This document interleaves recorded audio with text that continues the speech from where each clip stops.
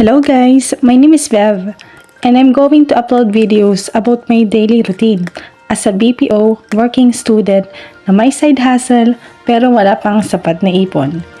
Isa ba kayo sa mga breadwinner na tulad ko? Kaya tara, samahan niyo akong mag-ipon at mag-enjoy. So after ko mag-work, may nag-chat sa akin. Ang sabi niya, "Tita, paprint nga po, yung sakto lang yung laki tita sa isang bond paper." So dahil alipin tayo ng salapi at tapos na yung shift natin sa work at 1 AM, gawin na natin.